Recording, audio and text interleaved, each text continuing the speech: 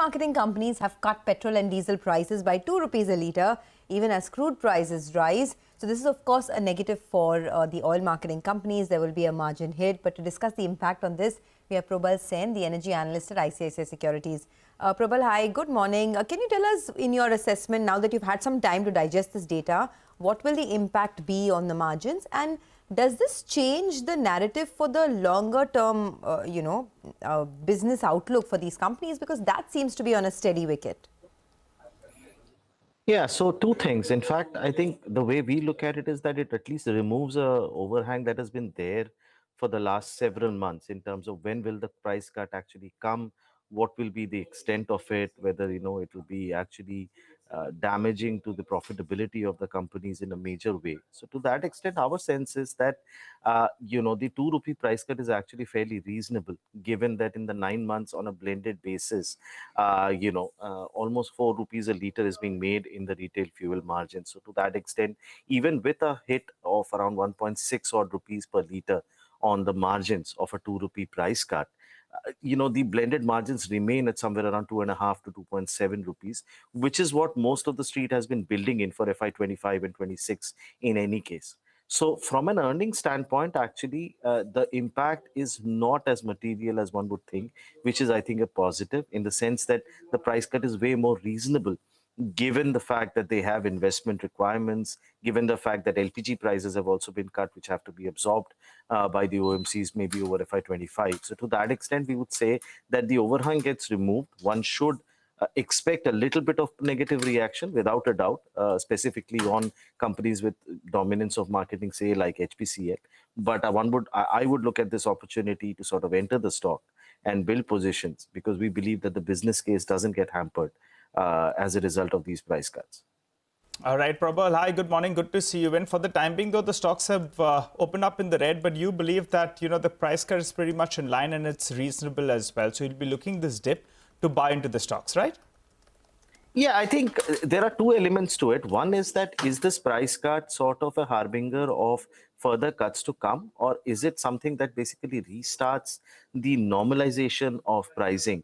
And in that case, as and when the elections conclude and, pricing gets back to normal levels, we see no reason to assume that, if crude prices and product prices rise, the OMCs cannot recover those, pricing hits eventually over, from second quarter of FY25 onwards. So to that extent, as I mentioned, when the event happens, the price cut has happened. Yes, it's a hit on margin. So we definitely do expect a little bit of negative reaction. I think 2 to 3%, the stocks are down. And I would say that, that's probably reasonable to sort of look at. But as I said, if we look at from a 12 to 18-month perspective, the fundamentals of the businesses from the refining standpoint, plus in terms of, the operational improvements that the OMCs have done, specifically HPCL with respect to its refining portfolio, we would remain fairly positive on the name at these levels. HPCL is the pick among the three of them that are listed. Probal, this 2 rupees cut you're taking in a stride. The fear is if there are more cuts, what kind of headroom you have in your estimates, that things don't get changed too much. As you said, with this 2 rupee cut, still your estimates for FY25 are in line. So in case there are more cuts, what kind of headroom have you kept? The breathing space, a rupee, 2 rupees, what is it?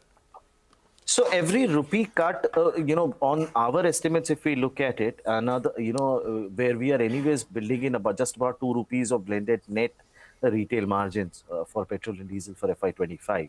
So on those numbers, if there is a further 1 rupee cut that comes, or if the margins go down by every rupee, that has about a 12 to 14% impact on the EPS. But remember that if the fuel, if the marketing margins are actually cut by 1 rupee because of, let's say, higher international prices, which may not be passed through, GRMs will also improve to a certain extent, which can help offset the cut. But that's the kind of sensitivity that is there, and that's the kind of vulnerability that is there, perhaps, in terms of our earnings. But we should note that our earnings are about 20% higher than what the street is at about 104 rupees on a consol basis for FY25, specifically for HPCL. So we would think that on street estimates, there is not much downside risk, which is anyways at about 82 rupees, if my numbers are correct. On consensus. So, I think to that extent, there is enough leeway for a little bit of margin softness in the first half. for 25.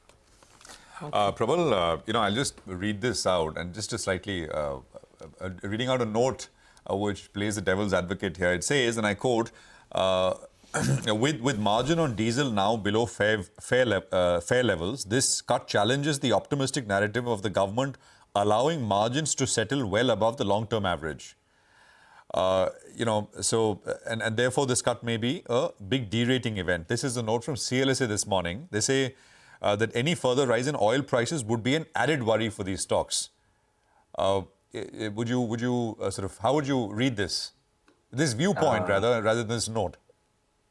Yeah, it would not be appropriate for me to comment on a fellow analyst's views. Those are his views. So I would leave it for him to, sort of explain the, background and context. But does it challenge the narrative? Yeah, I mean, the fact is that, as I said, there is obviously a margin hit. I don't, the diesel margins actually going into negative territory are only because in the last 3 sessions in particular, crude has actually risen up by about $3. Yes. And international diesel prices have also risen up suddenly on a spiked up. So I would hesitate to make a view on sustainability or otherwise of margins based on a 3 to 4 day movement for the whole of FY25. That's number one. Secondly, one has to look at the blended margin picture, given that gasoline continues to be in fairly positive territory despite these price cuts.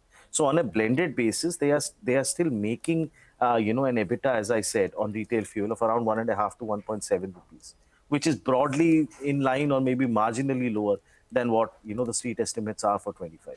So to that extent, I would say that, sorry, go ahead.